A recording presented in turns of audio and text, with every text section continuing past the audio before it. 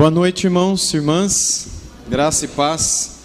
Eu agradeço muito o convite do pastor, da escola, por estar aqui com vocês hoje para compartilhar um pouco sobre o Pentateuco, assunto sobre o qual eu tenho estudado e me colocado, não só por causa do gosto, mas também por causa da responsabilidade na exposição, não só em sala de aula, mas também pastoreando a igreja.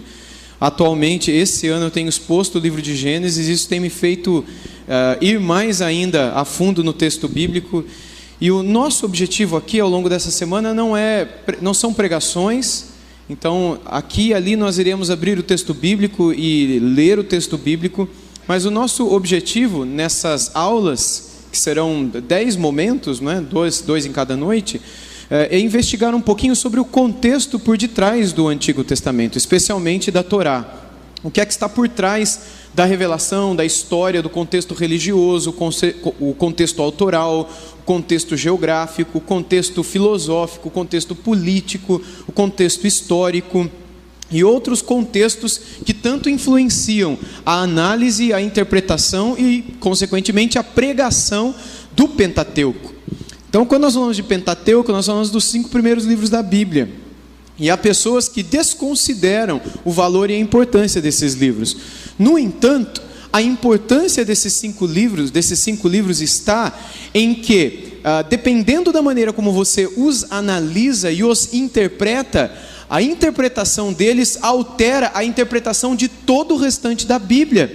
Porque não apenas o Novo Testamento, nos evangelhos, na história de Atos, nas epístolas pastorais, nas epístolas paulinas, nas outras literaturas que estão no Novo Testamento, mas também a literatura profética, a literatura sapiencial, Salmos, Provérbios, Jó, Eclesiastes, Cantares, como também as literaturas históricas no Antigo Testamento, profetas maiores ou menores, como hoje nós as chamamos. Todos esses livros dependem fundamentalmente do Pentateuco. E especialmente do livro de Gênesis, que é o fundamento dos demais livros que estão ali no livro de Pentateuco. Então, o meu objetivo com os irmãos nessa semana e irmãs é isso que vocês estão vendo aqui: observar aspectos contextuais, os aspectos autorais, estruturais, linguísticos e literários que possibilitem uma abrangência na análise do Antigo Testamento e, consequentemente, na sua exposição pública. No nosso caso aqui, então, a exposição pública da Bíblia Sagrada, a pregação, o ensino, mas não somente a exposição pública.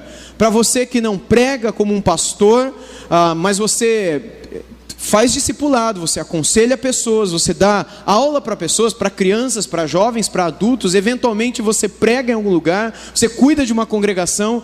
Todas estas coisas servem e servirão para todos nós em todos os contextos nos quais nós estivermos expondo o Pentateuco, seja qual for o trecho dele. Eu quero aqui colocar alguns dos livros que eu usei para preparar esse material. Não são todos aqui. Com o passar dos dias do curso, eu falarei de outros livros aos irmãos. Esse é um dos livros muito especiais que eu reputo como importantíssimo você ter na sua biblioteca.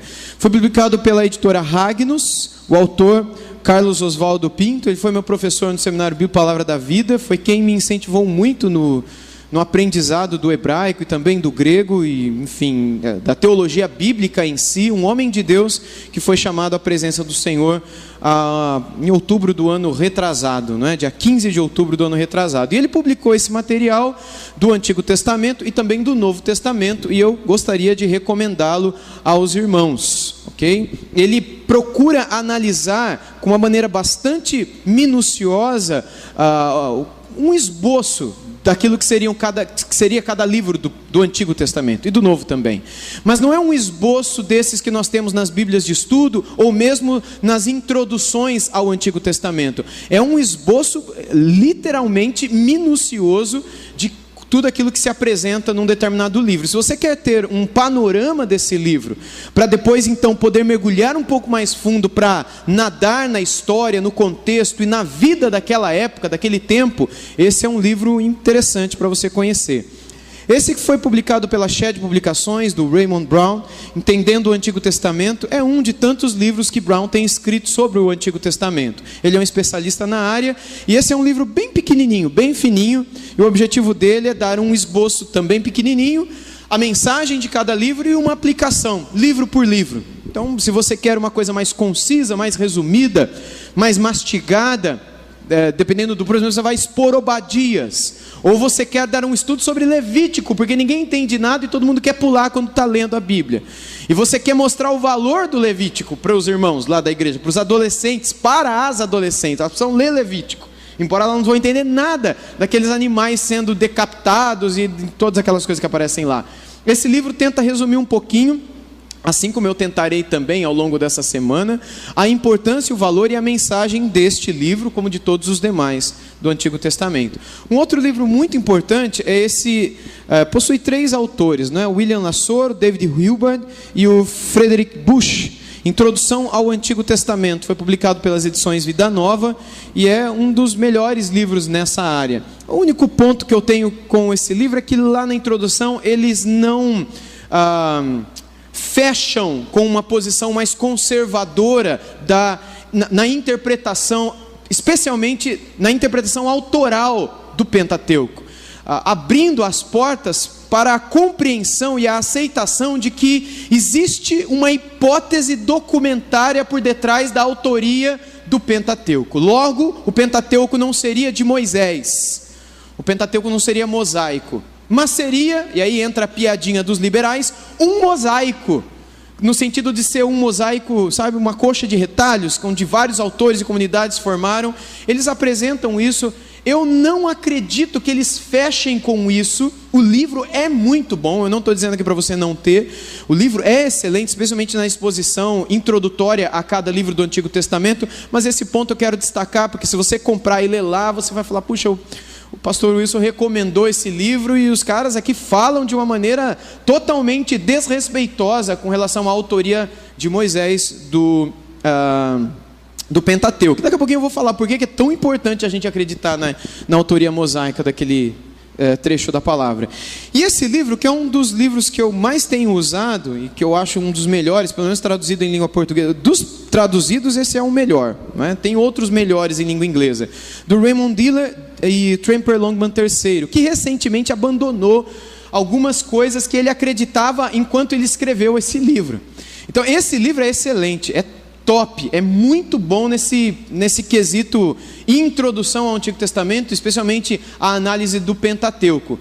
Recentemente, se você pesquisar um pouco sobre o Tremper Longman III, você vai ver alguns vídeos dele, no qual ele coloca um pouco de dúvida sobre a inspiração da Bíblia, sobre a autoria de Moisés no Pentateuco, e talvez você poderia olhar para esse vídeo, ou aquele, não sei se alguém aqui alguma vez já assistiu esse vídeo, no qual ele questiona a autoria de Moisés e a inspiração sagrada, e poderia dizer, mas ele é uma autoridade, pode ser que ele esteja certo, o que me garante que ele está errado? Ao longo desse curso eu vou dizer para você como a gente pode ter garantia absoluta que ele está errado, a menos que Jesus Cristo saiba um pouco menos que ele e seja um pouco mais desinformado do que ele. A gente vai conversar mais sobre isso lá para frente. Então, vamos começar pelo contexto do Pentateuco. Esse material ele está aqui e ali com algumas coisas que eu uso em outros seminários também, porque são materiais intercambiáveis, né? Que eu uso em igrejas e outros seminários, e também naquele seminário de São José onde eu dou aula, o seminário Martin Butzer. Eu quero tratar com vocês então aqui alguns contextos. Por exemplo, o contexto religioso, o contexto apologético e o contexto autoral. E eu quero começar tratando do contexto religioso babilônico. Para tratar do Antigo Testamento, focando agora no Pentateuco, pensa no Antigo Testamento. Toda a história do Antigo Testamento se fundamenta na Torá. A Torá é um outro nome que se dá para o Pentateuco. Torá em hebraico significa lei ou conjunto de leis. Na verdade, Torá significa ensinamento, instrução. Mas acabou sendo usada essa palavra que significa instrução como conjunto de leis também, e muita gente hoje quando fala de Torá já imagina lei, mas Torá literalmente significa instrução. E todo o restante do Antigo Testamento está fundamentado na Torá, e é por isso que todos os reis e profetas e outros que falaram, sacerdotes, profetas e outros, né? E escreveram, quando eles citam textos anteriores aos deles, eles mencionam sempre Moisés ou a Torá. E é por isso que o próprio Senhor Jesus, quando ele menciona o Antigo Testamento, ele constantemente menciona Moisés e os profetas, ou a Torá, ou a lei. Quando diz lei, a palavra que está por trás disso é justamente Torá. E o que é a Torá? São esses 5 primeiros livros da Bíblia que nós chamamos de Pentateuco. 5 rolos, pentes teukos, não é? 5 conjuntos de rolos que formam uma só mensagem. Mensagem que tem por objetivo instruir o povo no fundamento daquilo que Deus quer que eles creiam. As demais coisas virão e vieram e estão já na revelação.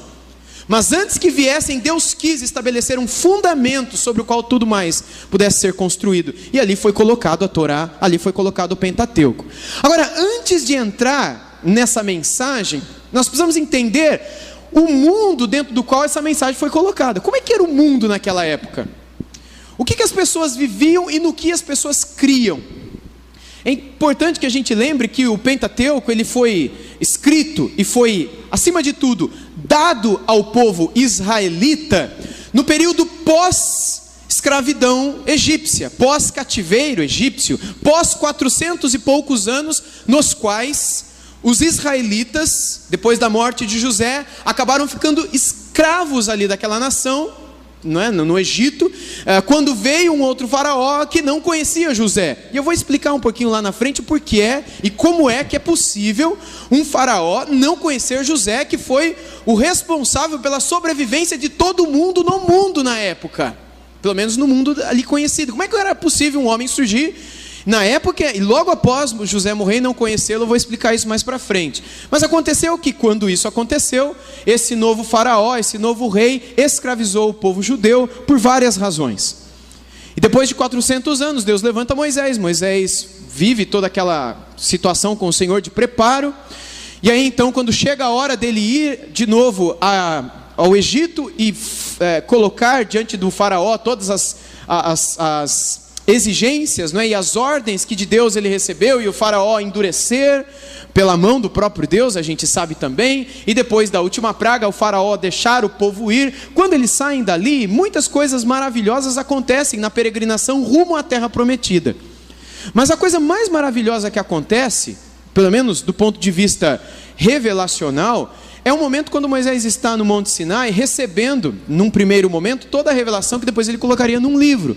E é óbvio que Moisés não se baseou somente naquilo que ele recebeu ali, a gente vai falar mais sobre isso mais para frente. Deus não deu ipsis literis, tudo que está no Pentateuco, para Moisés sobre o Monte Sinai. Isso é óbvio, o próprio Moisés cita em Êxodo e Deuteronômio outros livros que existiam anteriores. Ele cita um livro em Êxodo, em Deuteronômio ele cita o livro das guerras do Senhor. Que livro é o livro das guerras do Senhor, que é antecedente ao Pentateuco? Ninguém sabe, mas Moisés cita este livro. Então é sabido e é crido pelas próprias palavras de Moisés que haviam outras fontes que ele usou na composição, mas a fonte primária foi Deus, e por trás de tudo isso, o que é o mais importante para nós, é a ação inspiradora de Deus por trás desse livro.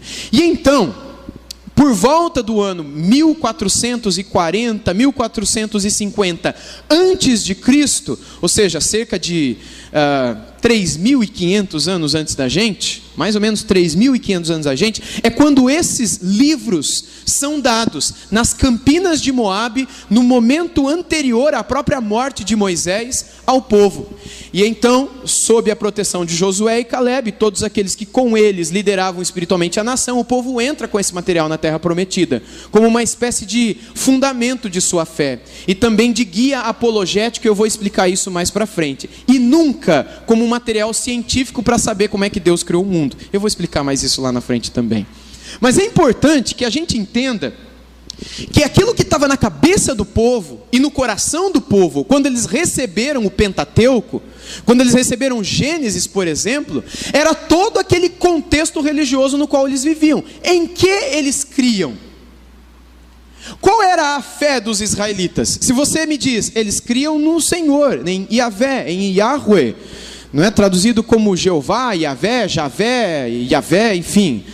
Sim, mas era só nesse Deus que eles criam? É sabido pela própria leitura do Pentateuco e também dos livros seguintes, Josué, Juízes, etc., que o povo estava muitíssimo apegado a muitas outras idolatrias, a muitos outros deuses. De onde vieram esses deuses? Porque antes de Moisés nós conhecemos toda a história. Antes de Moisés nós temos 400 anos antes o José. José que tinha os seus irmãos, os 12 lá, e provavelmente alguns outros, mas esse pelo menos, não é, ali abençoados. Aí tem o Jacó, não é? O Israel, o pai de José, e tem o vô do José, que era o Isaac, tinha o bisa dele, que era o Abraão. Mas Abraão tinha um pai chamado Terá, que tinha um pai e tinha outro pai, que tinha outro pai, que chegava lá atrás na geração, passava por Enoque, chegava a Sete. Todas essas gerações que passam também por Noé, e que passa por Sem, Cã e Jafé, eles viveram toda uma situação. A gente tem a criação de tudo, a gente tem Adão e Eva, nós temos os filhos deles, nós vamos comentar isso mais para frente, quando entrarmos em Gênesis, e depois nós temos algumas gerações que temeram a Deus e outras que não, e estes são divididos entre filhos do Senhor e filhos de Deus e filhos dos homens, fazendo uma clara distinção entre aqueles que temiam, que andavam com Deus, e aqueles que não andavam. E dentre estes que andavam, sobrou um que realmente temia, que era Noé, época na qual todo o mundo não temia ao Senhor, e Noé morre. E os seus filhos morrem, depois do dilúvio, depois de já estarem ali repovoando a terra, depois que Cã desceu, Jafé subiu, e Sem ficou ali pelas imediações da Síria, e tudo aquilo que hoje seria o Oriente Próximo e o Oriente Médio. E aí então eles começam a habitar o mundo, os descendentes de Sem, Cã e Jafé, e um se destaca, um bisneto de Noé. Noé tem um filho chamado Cã, que tem um filho chamado Cuxi, que tem um filho chamado Nimrod. E esse homem, ele começa aquilo que é a base principal de toda a religião babilônica. E eu não sei se você já viu algum vídeo, assistiu alguma coisa, já leu alguma coisa. Tem muita coisa errada dita e escrita sobre Nimrod por aí. Muita coisa sem base, muita teoria da conspiração. Enfim, eu não me baseio nessas fontes, eu me baseio naquilo que alguns estudiosos no Pentateuco têm escrito, também com bases no que os próprios judeus na época pós-exílica criam também. E a nossa fonte são os Talmudes, são esses comentários bíblicos que os judeus de antes de Cristo faziam sobre a sua própria história, sobre o Antigo Testamento, e também os escritos da época da igreja. Quem foi esse homem? Quem foi Nimrod? Nimrod, ele foi o bisneto de Noé. Possivelmente ele foi chamado também de Sargão de Acádia. Essas palavras são de um antigo professor do Dallas Theological Seminary. Ele disse o seguinte: é possível que Sargão de Acádia, se você pesquisar depois no Google ou no Wikipedia, você vai ver muita coisa sobre Sargão de Acádia, vai ter inclusive esse rosto aí, essa estátua aí, sei lá como é que chama isso daí, acerca de quem muitos historiadores antigos afirmam que foi o primeiro rei da Babilônia, possa ser o Nimrod, que significa devemos nos rebelar. Dos versos 8 a 10, muitas pessoas nos tempos antigos tinham mais do que um nome. Deixa eu explicar isso para vocês. Existe uma palavra em hebraico, Nimrid, entenda Nin até o R, N-I-N-R, vocês estão vendo aqui. Aí depois você coloca I-D. Essa expressão significa rebelar-se, ou alguma coisa relacionada com a rebeldia. O Nimrod seria mais ou menos rebelde. E é por isso que muitos comentaristas acreditam que esse Nimrod não chamava Nimrod, porque que mãe aqui daria para o seu filho o nome de rebelde? Alguém aqui daria esse nome para o filho? Nem aqui, nem em lugar nenhum. Nem no futuro, nem no passado, nem jamais. Mas era muito comum, no passado antigo, dessa época, as pessoas receberem um outro nome dado pela sociedade, ou por si mesmos, ou pelos historiadores futuros, baseado naquilo que elas foram. E a gente tem gente assim na Bíblia também que teve seu nome mudado. Abrão para Abraão, não é? Jacó para Israel, Saulo para Paulo, e assim tantos outros, homens e e mulheres também, como Sarai, Sara, que tiveram os seus nomes mudados por causa de algumas coisas que aconteceram em suas vidas. E pessoas também que tiveram unidas ao seu nome uma espécie de sobrenome que também não lhes fora dado por seus pais, como por exemplo João, o Batista, ou Jesus, o Cristo. Não estava no nome dele o Cristo, como também não estava do seu primo Batista. Mas isso permanece inclusive no texto revelado, porque naquele contexto hebraico era muito comum que fosse atribuída à pessoa alguma coisa relacionada à história de sua vida. Se esse homem ficou conhecido como Nimrod, ou seja, como rebelde, provavelmente a mãe dele não deu esse nome para ele, provavelmente a sua vida foi uma vida de rebelião. A Bíblia fala sobre ele? Sim.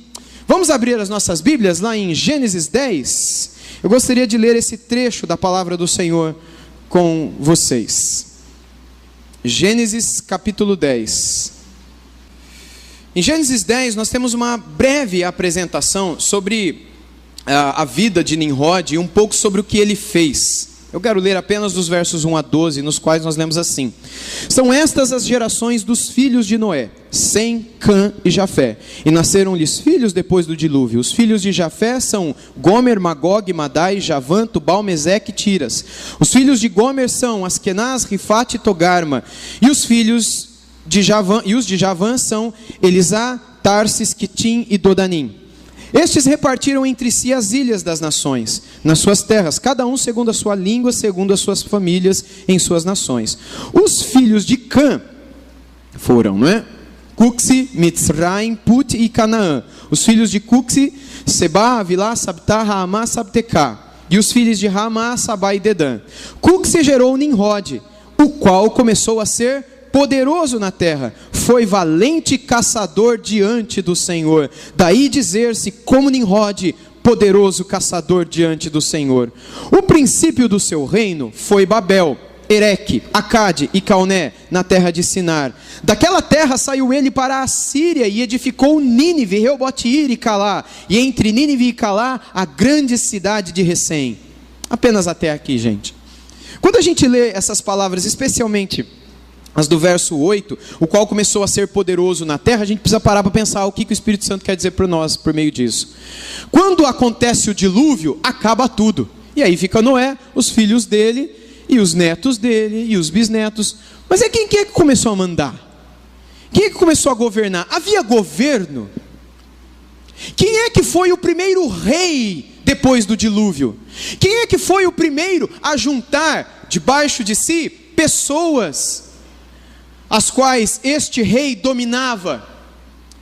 Segundo a história, foi o tal do Sargão de Acádia, que foi o fundador de Babel, que foi o fundador de Nínive, que foi o fundador de Reobote-ir, que foi o fundador de Calá, que foi o fundador de Recém, que foi o fundador das maiores e mais terríveis cidades da antiguidade humana, pelo menos a conhecida. E é muito interessante que esse homem e nome que está atrelado à fundação dessas cidades da antiguidade, está atrelado na palavra de Deus a um homem chamado Nimrod.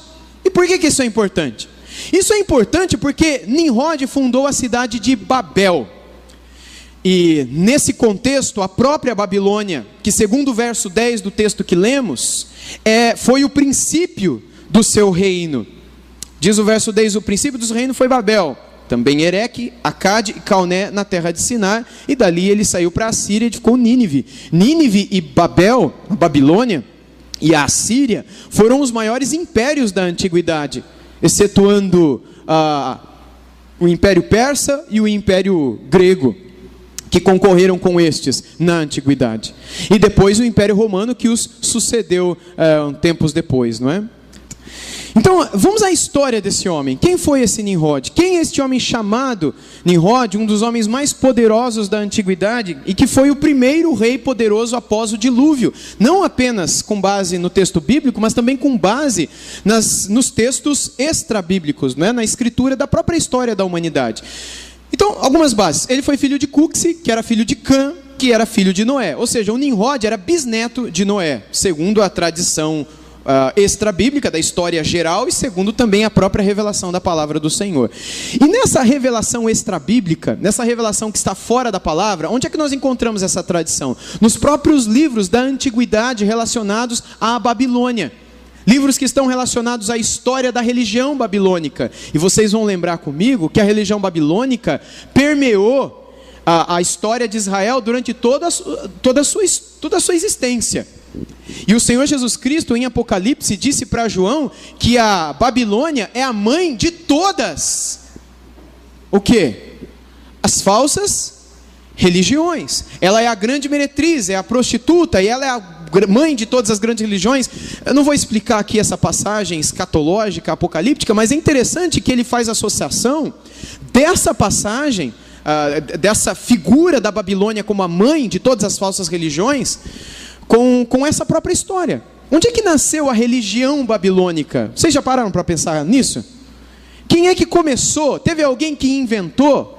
Quando nós estudamos dentro dos livros da própria Babilônia, dos livros da própria tradição da religião babilônica, assim como a gente, quando pesquisa nos livros antigos dos judeus, nos quais eles descreviam sua própria história, o seu conhecimento da história, como Flávio Joséfos, por exemplo, como os talmudes babilônicos, escritos pelos próprios judeus no período pós-cativeiro babilônico, 400 anos antes de Cristo nascer, eles relatam um pouco sobre a origem da religião babilônica.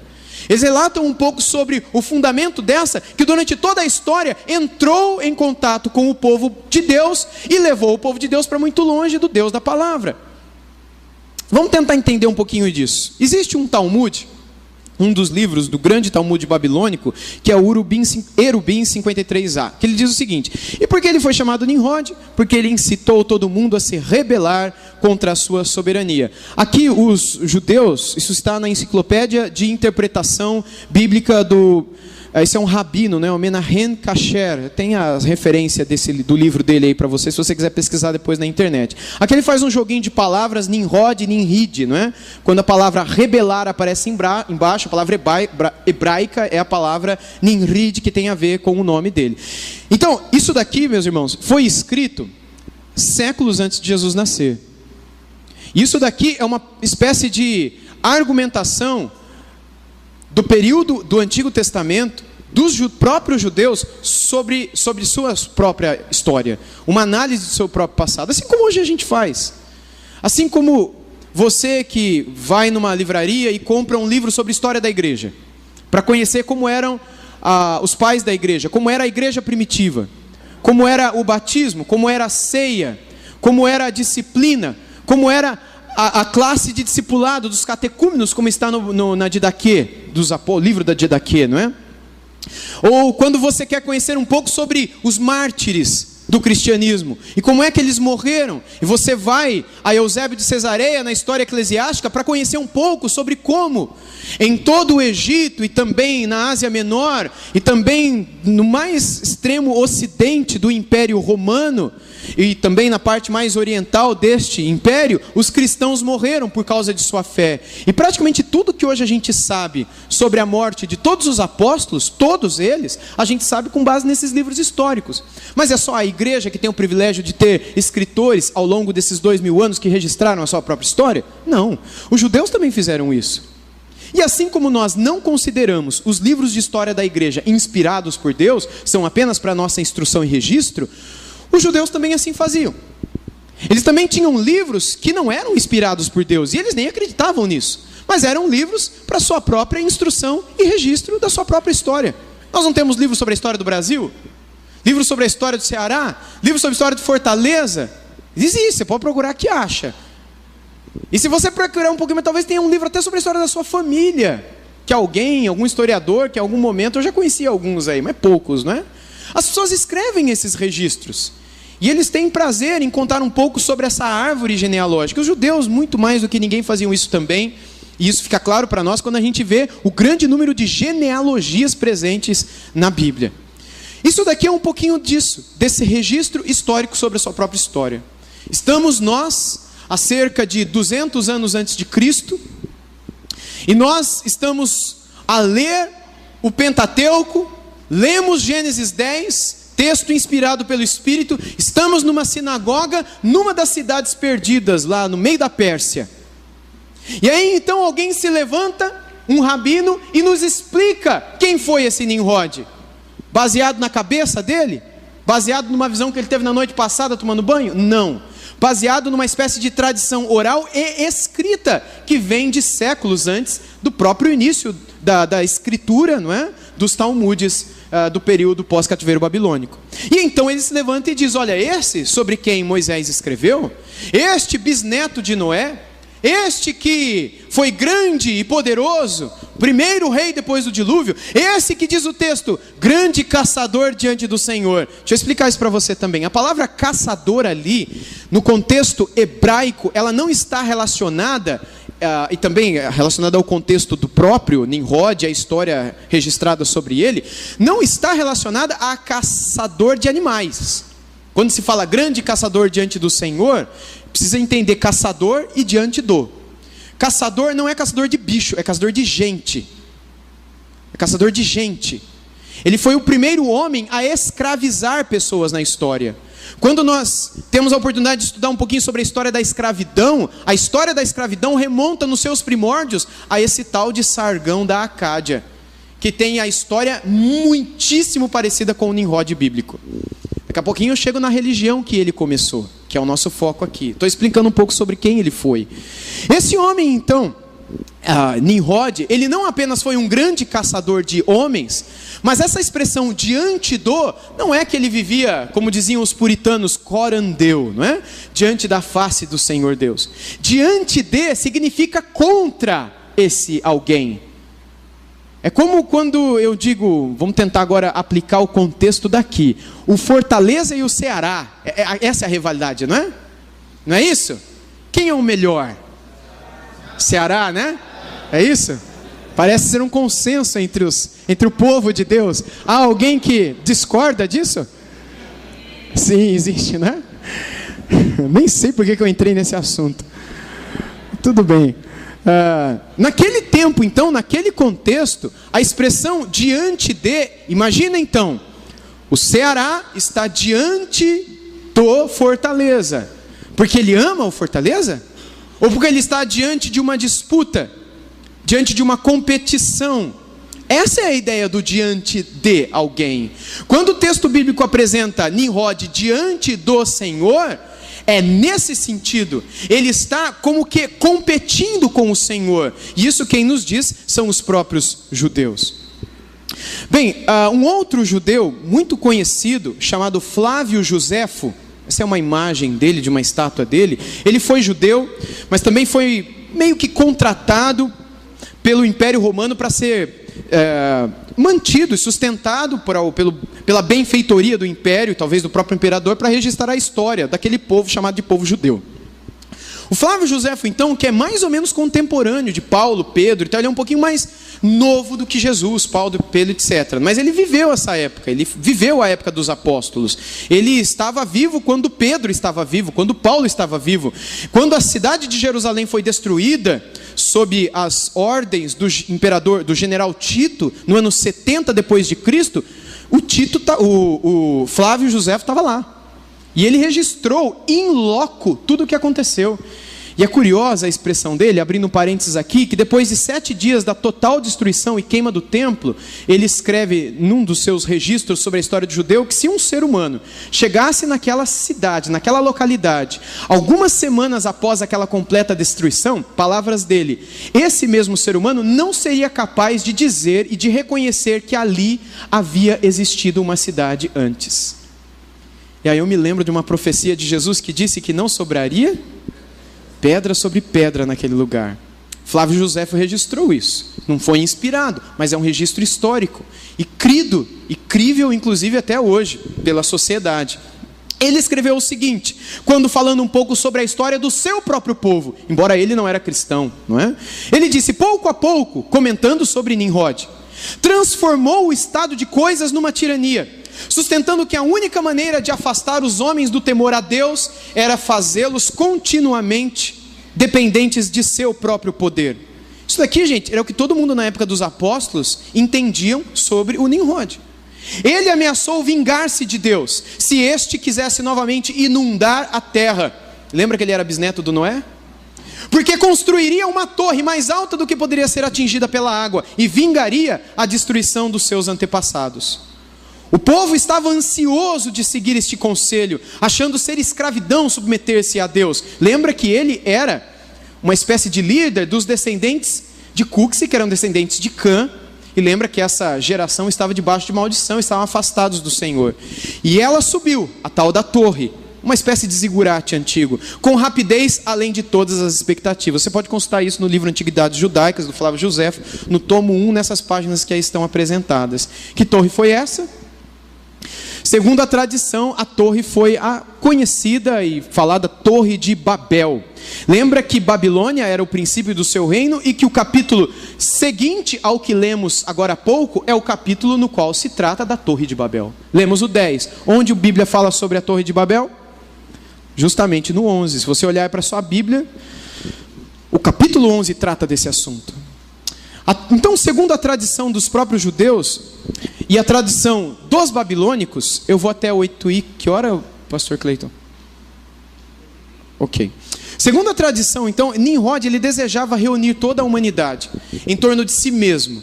E no passado, não somente lá, mas aqui nas Américas também, a gente tem várias construções de zigurates que não eram uma pirâmide, era uma espécie de escadas. Vocês lembram dessas construções antigas?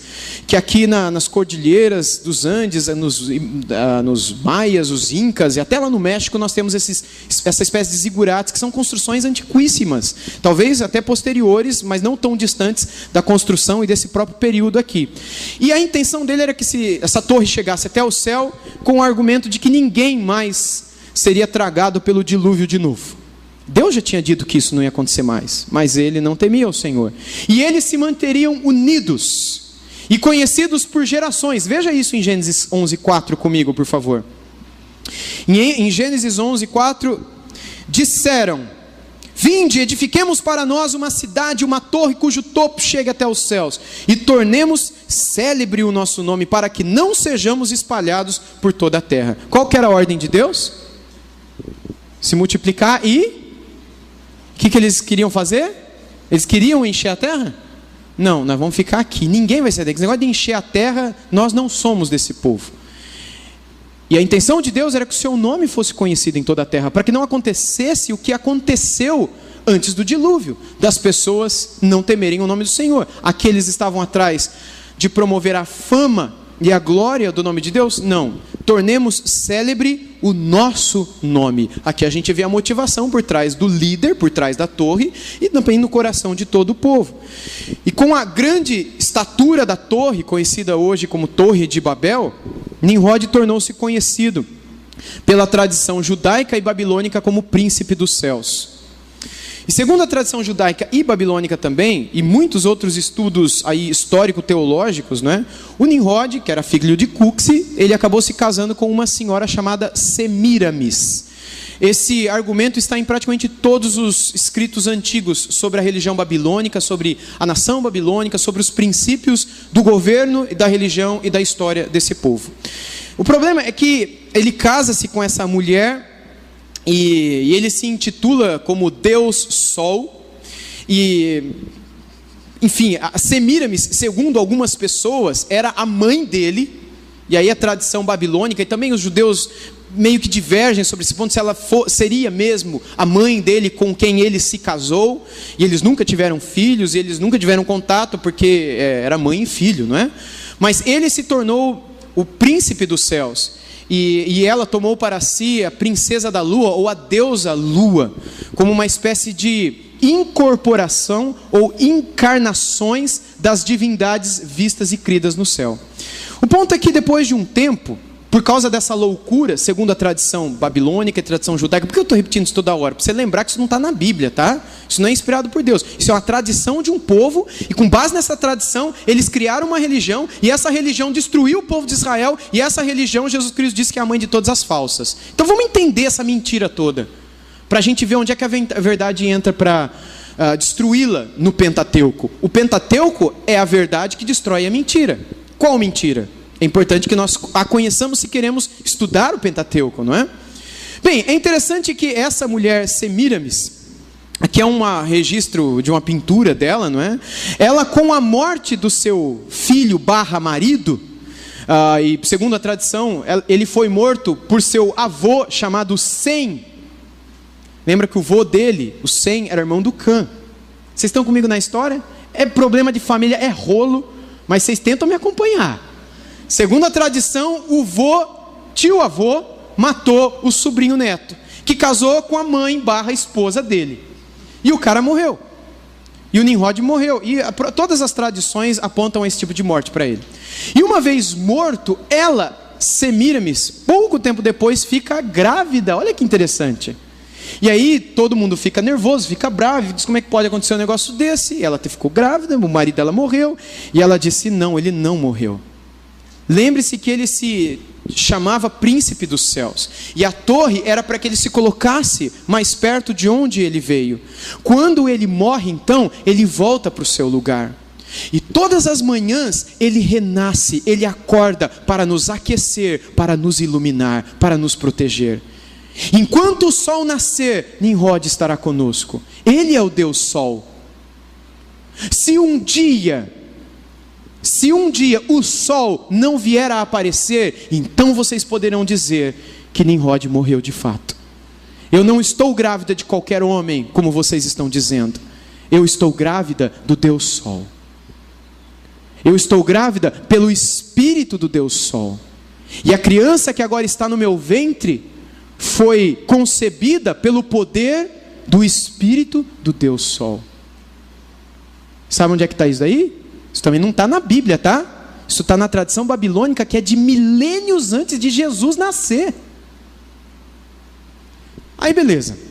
Aí essa daqui é a mulher. Ela se torna o símbolo de grande poder e autoridade. Em todo aquele contexto babilônico, ela é chamada de a rainha da liberdade, ou uma espécie de feminista da antiguidade. Sabe esse movimento de hoje, que não aceita marido, não aceita filho, é dona do próprio corpo, então se engravidar aborta, e não interessa se está intrauterina ou extrauterina, se nasceu ou não, eu tenho o direito do meu corpo, que saiu de mim eu mato ou deixo viver. Essas feminazes, não é? Essas feministas de hoje, que sobem nos púlpitos das igrejas católicas e evangélicas, arrancam a camiseta e chamam todo mundo de isso e de aquilo. Esse tipo de gente que hoje diz: nós queremos a liberdade, porque nós estamos debaixo da opressão dos homens. Essas besteiras que essas mulheres que não têm o que fazer, ficam fazendo por aí. Isso daí não é de hoje, gente.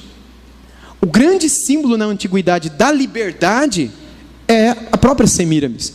E à medida que essa religião começa a avançar mundo afora, Semíramis começa a mudar de nome. Por exemplo, essa estátua que está na Europa, ela tem no seu sopé ali, na base dela, o nome da divindade Ishtar. Ishtar, que vem de uma palavrinha persa, que está relacionado com estrela, com aquela que ilumina, de lua, uma espécie de astro, não é? Que é a ideia da rainha dos céus, lá da Semíramis do Nimrod, a mãe, esposa dele. E assim, à medida que a religião vai avançando, o nome vai mudando. Eu vou apresentar daqui a pouquinho o nome para vocês, mas sempre a ideia da mulher que tem o símbolo do poder, o símbolo da libertação, o símbolo da liberdade.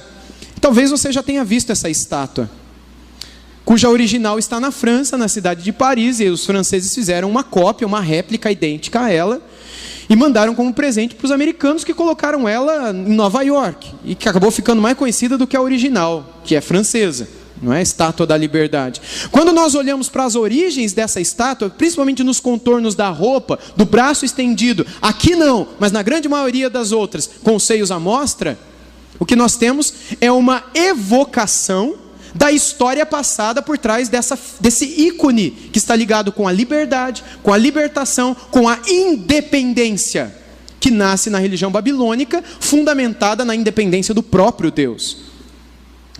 Talvez você tenha uma réplica dessa deusa no teu bolso. Essa daqui não, mas essa daqui eu acho que você tem. Não tem? Riram porque tem. Meus irmãos, algo que é interessante também, eu falei sobre a criança que ela ficou grávida, não falei? Aliás, deixa eu voltar um pouquinho. Tem gente, aliás, nessa nota, não sei se vocês conseguem ver, está ali embaixo, República. Tem muita gente que fala, não, isso daí é o busto da República, é a imagem da República. Não sei se você já foi ou teve oportunidade, há uns tempos atrás, eu fui pregar em Brasília, e aí um irmão lá me levou para conhecer o Supremo Tribunal Federal.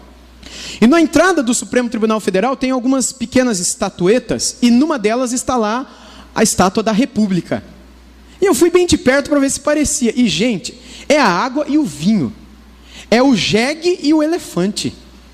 Não tem nada a ver uma coisa com a outra. Nada. E aí, quando nós olhamos para essa imagem, ela se parece muito mais com esta, que perpassa a história associada à liberdade, do que com aquela que supostamente é nominada, não é, no rodapé das nossas notas. Enfim, essa mulher ficou grávida e o filho nasceu, e ela colocou nele o nome de Tamuz, segundo a tradição babilônica e judaica também. E aí, assim, o nome desse, ele está na Bíblia, Tamuz está na Bíblia. O codinome dela como Rainha dos Céus também está na Bíblia. O próprio Deus Sol está na Bíblia. E, curiosamente, os três aparecem juntos em várias ocasiões como fonte da adoração do próprio povo de Deus. E segundo a tradição babilônica e judaica, quando a criança nasce, e ela fala que ele é a própria encarnação do Espírito do Deus Sol que a engravidou, esse filho cresce na época da sua juventude, não é? Com junior ali, adolescente, ele é atacado por um porco selvagem enquanto caçava no campo e ele morre. E segundo a tradição babilônica, da religião babilônica, a mãe dele, a sumo sacerdotisa da religião babilônica, que nasceu com ela e com o seu marido / filho que morreu pouco tempo antes. A religião babilônica nasce assim. Jesus falou que ela é a mãe de todas as falsas religiões. Essa é a falsa religião, nasceu com ela. Quando nasce o menino morre depois de um tempo sendo morto por um porco selvagem, um javali talvez. Ela une todo o povo num jejum, segundo os escritos babilônicos. Jejum que dura 40 dias. E depois desses 40 dias de jejum, no qual ela invocava o espírito do Deus Sol, junto com as outras sumos sacerdotisas, depois de 40 dias o moleque ressuscitou. E aí volta a ter com ela. E aí então, anualmente, dentro da religião babilônica, que depois foi para o Egito, foi para a Síria, foi para a Grécia, foi para Roma, eu vou passar os nomes daqui a pouquinho, a imagem permaneceu. E a imagem foi. E a imagem que se perpetuou nessa antiguidade religiosa, sempre foi a imagem dela com a criança. A associação que se fazia era da mãe, que conseguiu, por meio da sua intercessão, ressuscitar o seu filho e fazer dele alguém que agora pudesse corroborar, comprovar a veracidade dessa religião. E aí nasce o tal do mistério da mãe com a criança. E essa imagem da mãe com a criança, ela perpassa por toda a antiguidade. Talvez você lembre de alguma outra coisa, né? Mas isso daqui, gente, é de muito antes de Cristo. Muito antes de Cristo. E assim nasce a trindade profana, como ela é chamada hoje em dia. Nimrod, o pai, Semiramis, a mãe, e Tamuz, o filho. E rapidamente essa religião se estendeu pelo mundo. Assim nasce a religião babilônica. Só vou fazer um breve parênteses. Por que eu estou contando toda essa história? É porque essa era a religião que influenciou os egípcios, que por sua vez influenciou os judeus, que por sua vez agora precisavam quebrar com tudo isso para crerem no único Deus que existia. Fecho parênteses. Essa religião se expande por todo o mundo. Os nomes mudam, mas o culto à mãe com o filho era o mesmo. Semiramis e Tamuz, nessas cidades que aqui estão, recebem estes nomes que vocês estão vendo. Então, Astarote e Baal, esses eram os nomes que eles receberam na Fenícia. Semiramis, Astarote, Baal, Tamuz. Com a história da própria religião fenícia, os nomes mudaram. Os nomes mudaram? Não, as práticas mudaram. Houve um tempo em que o símbolo de Astarote e Baal não era a mãe com a criança no colo. Chegou um tempo até em que a sexualidade era tão forte como era na antiga Babilônia, e também chegou a ser na Fenícia, os cultos cheios de prostituição, com as prostitutas cultuais, não é? Nos quais, né, nesse tempo em que Astarote era o símbolo de uma vagina e Baal era o símbolo de um pênis. E assim eles eram cultuados e adorados como a ideia máxima de religião que possa existir. E é por isso que haviam verdadeiras orgias dentro desses cultos,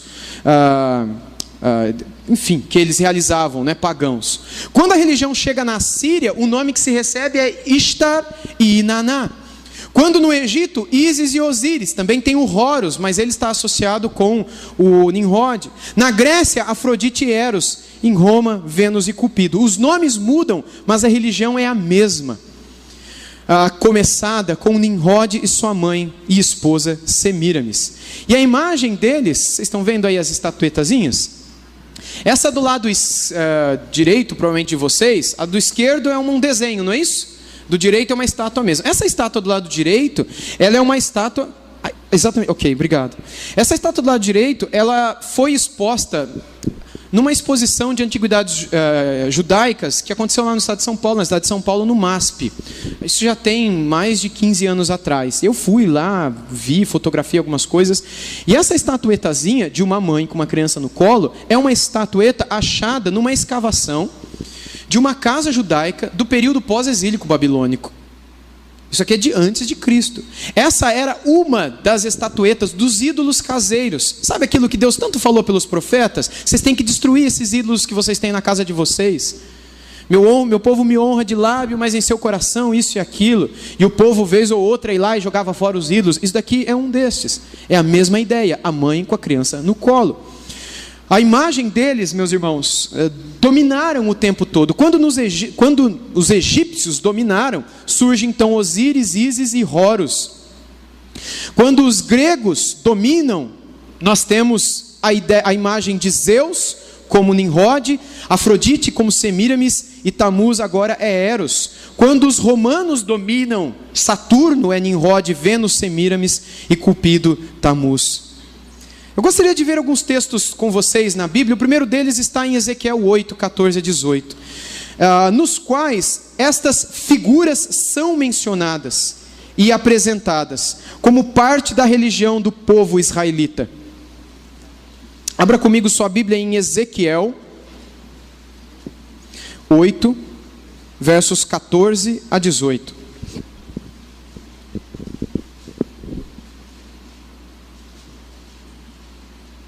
Eu vou ler um pouquinho antes para vocês entenderem comigo o contexto. Eu vou ler desde o versículo 7. Deixa eu explicar para vocês. Deus aqui está dando uma visão para Ezequiel. Ezequiel profetizou na Babilônia. Jerusalém estava destruída. A cidade estava destruída. O povo estava todo no cativeiro babilônico. Ficaram lá 70 anos. E Deus levantou Ezequiel lá na Babilônia para pregar para o povo. E lá na Babilônia Deus deu tantas visões para Ezequiel. O livro de Ezequiel é maravilhoso, é fantástico. É fantástico. E essa é uma das visões. Sobre o porquê que Deus levou o povo para a Babilônia. Deus quer mostrar para Ezequiel, para que Ezequiel depois pudesse profetizar o povo, lembrando o povo. É por isso que vocês estão aqui. Vamos ver? Desde o verso 7. Ele me levou, aliás, um pouco antes para entender melhor. Verso 5. Ele me disse: filho do homem, levanta agora os olhos para o norte. Eu levantei os olhos para lá, e eis que do lado do norte, à porta do altar, estava esta imagem dos ciúmes, à entrada. E disse-me ainda: filho do homem, vês o que eles estão fazendo? As grandes abominações que a casa de Israel faz aqui, para que me afaste do meu santuário? Pois verás ainda maiores abominações. Ele me levou à porta do átrio, e olhei, e eis que havia um buraco na parede. Então me disse: filho do homem, cava naquela parede. Cavei na parede, e eis que havia uma porta. E disse-me: entra e vê as terríveis abominações que eles fazem aqui. Entrei e vi, e eis toda forma de répteis e de animais abomináveis, e de todos os ídolos da casa de Israel, pintados na parede e em todo o redor. Você está entendendo o que está acontecendo no texto? Ezequiel está tendo uma visão. Ele viu uma abominação na entrada, a imagem dos ciúmes, que ele não fala o que é. Depois ele vê uma parede no qual estão uma espécie de escritórios e câmaras secretas, casas nas quais os anciãos de Israel estavam adorando deuses que estavam pintados nas paredes Era isso que ele vê. Agora verso 11. 70 homens dos anciãos da casa de Israel, com Jazanias, filho de Safã, que se achava no meio deles, estavam em pé, diante das pinturas, tendo cada um na mão o seu incensário. E subia o aroma da nuvem de incensário. Então me disse: viste, filho do homem, o que os anciãos da casa de Israel fazem nas trevas?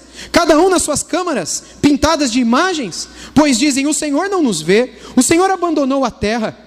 Disse-me ainda: tornará a ver maiores abominações que eles estão fazendo. Irmãos, o que pode ser pior do que isso? Uma imagem de ciúmes na entrada do templo, as casas deles cheias de pinturas de ídolos, e Deus disse: isso tudo é abominação, mas vocês vão ver coisas piores ainda. Você vai ver coisas piores. E Deus segue, verso 14: levou-me à entrada da porta da casa do Senhor, que está no lado norte, e eis que estavam ali mulheres assentadas chorando a Tamuz.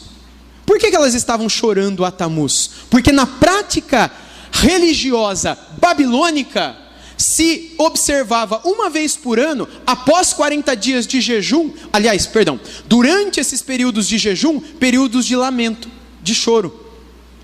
Ao final desse período de choro por Tamuz, nos quais elas celebravam, especialmente as mulheres, por causa da figura feminina de Semíramis dentro da religião babilônica, que influenciou aqui provavelmente a religião fenícia e Afrodite e Baal, que tanto influenciou os judeus nesse período também.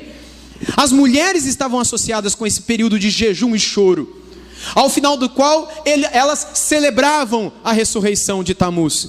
Esse era o período. Vamos continuar. Verso 15: disse-me: vês isto, filho do homem? Verás ainda abominações maiores do que estas. Levou-me para o átrio de dentro da casa do Senhor, e eis que estavam à entrada do templo do Senhor, entre o pórtico e o altar, cerca de 25 homens, de costas para o templo, e com o rosto para o oriente. Olha para mim agora. Imagina que a gente está aqui em Jerusalém, imagina que a gente está no templo, imagina que a gente dá as costas para o templo, e a gente coloca a nossa face voltada para o oriente. Se você está em Jerusalém, nesse ponto, se você se volta para o oriente, você tem o que geograficamente? A Babilônia. Até hoje, a Babilônia ficava mais ou menos onde hoje fica o Iraque, especialmente onde hoje mais ou menos fica Bagdá. Imagina aquela região como sede da grande Babilônia da antiguidade. Vamos continuar, já terminando esse texto. Com o rosto para o oriente, e adoravam o sol, virados para o oriente. Eles adoravam o Deus Sol, enquanto suas mulheres estavam adorando Tamuz. Não é interessante isso? Eles estavam voltados para a Babilônia, adorando o Deus Sol, que na tradição da religião babilônica está associado com Nimrod, enquanto suas mulheres estão adorando aqueles que na tradição babilônica está associado com uma espécie de filho / irmão de Nimrod, porque foi filho da sua mãe / esposa, não é? E o texto termina dizendo: vês isto, filho do homem? Acaso é coisa de pouca monta para a casa de Judá o fazerem eles as abominações que fazem aqui, para que ainda encham de violência a terra e tornem a irritar-me? Ei-los a chegar o ramo ao seu nariz, pelo que também eu os tratarei com furor. Os meus olhos não pouparão, nem terei piedade, ainda que me gritem aos ouvidos em alta voz, nem assim os ouvirei. Meus irmãos, um outro texto é Jeremias 44. Vá comigo para lá, porque aqui não é mencionada a Semíramis. Aqui é mencionado o filho e o pai dentro dessa religião babilônica, mas não a mãe. Em Jeremias 44 ela é apresentada, e justamente com o nome que na tradição babilônica e egípcia ela recebe.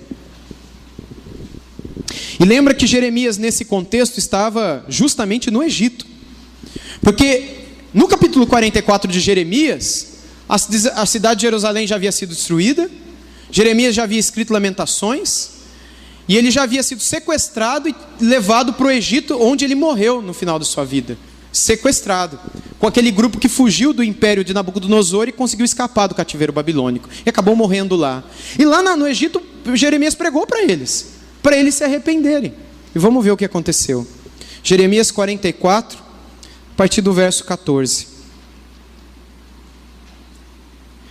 De maneira que dos restantes de Judá que vieram à terra do Egito para morar, não haverá quem escape e sobreviva para tornar a terra de Judá, a qual desejam voltar para morar, mas não tornarão, senão alguns fugitivos. Lembra que Deus disse que depois de 70 anos o povo voltaria do cativeiro babilônico, mas não esses daqui que fugiram.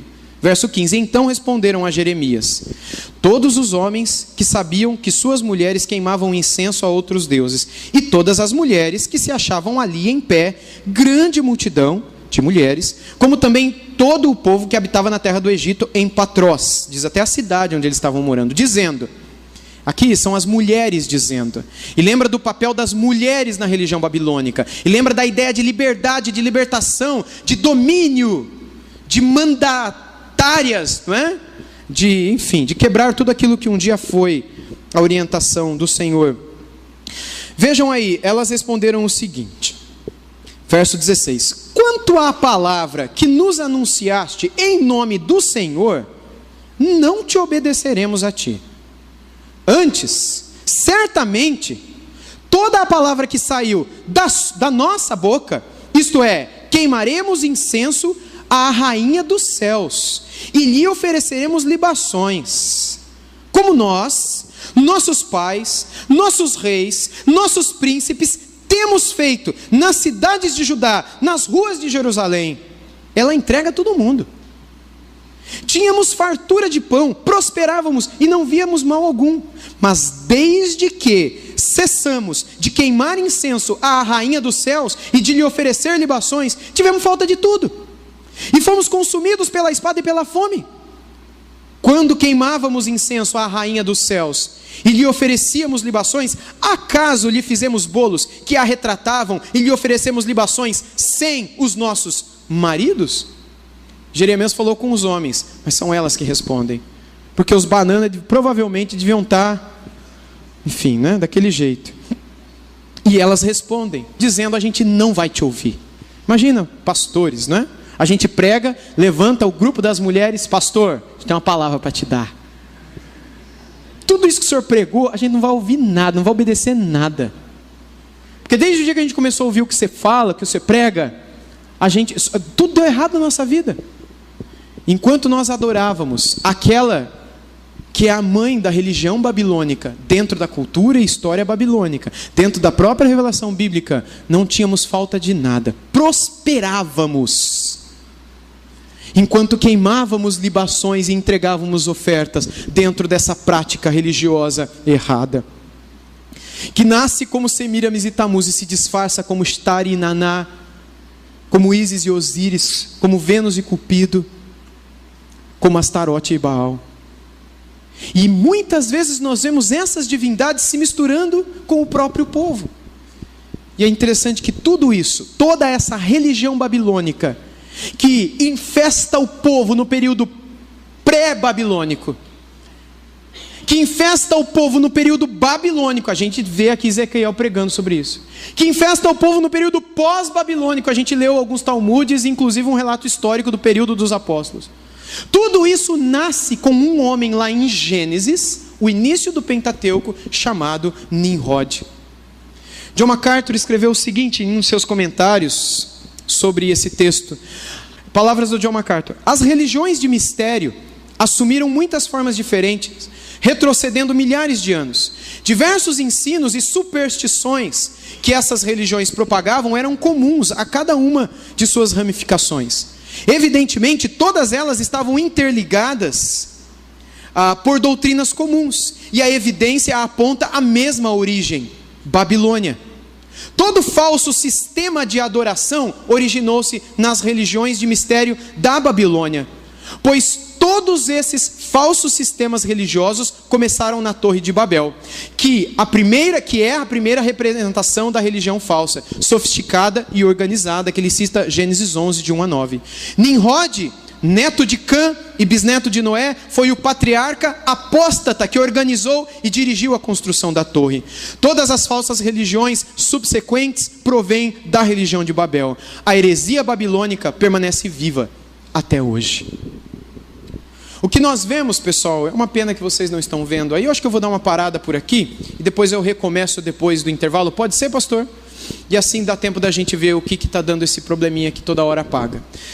O meu ponto com vocês, então, para concluir a minha primeira palavra, é mostrar o porquê que o povo de Israel se desviou tanto e se encheu tanto de idolatrias, a ponto do Senhor ter que dar a eles um livro para quebrar essa mente cheia de idolatrias.